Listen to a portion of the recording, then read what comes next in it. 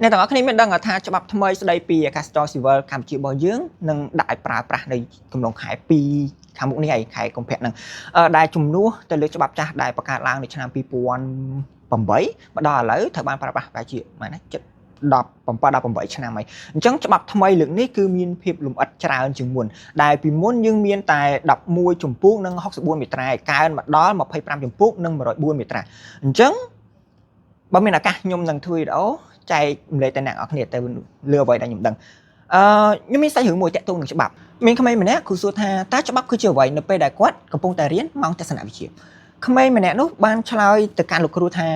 ច្បាប់គឺជាកម្រិតទាបបំផុតនៃសិលធម៌ប្រសិនបើបញ្ហាទំនាស់មួយអាចដោះស្រាយគ្នាបានដោយសន្តិវិធីក្នុងកម្រិតនៃសិលធម៌នោះវាមិនចូលទៅដល់ការប្រើប្រាស់យន្តការច្បាប់ទេប៉ុន្តែប្រសិនបើបញ្ហាទាំងឡាយឈានចូលដល់យន្តការច្បាប់លទ្ធផលគឺមានតែពីរគឺឈ្នះនិងចាញ់ហើយច្បាប់គឺជាកម្រិតទាបបំផុតនៃសិលធម៌មិនមែនមានន័យថាច្បាប់គ្មានតម្លៃនោះទេប៉ុន្តែផ្ទុយទៅវិញគឺច្បាប់មានតម្លៃនិងវិសាលភាពធំធេងមែនទែនក្នុងការរៀបចំសណ្ដាប់ធ្នាប់ពិភពលោកអស់ប្រមាណជិត4000ឆ្នាំមកនេះជាពិសេសគឺទួលនីតិរបស់ច្បាប់នៅក្នុងសម័យទំនើបនឹងឯង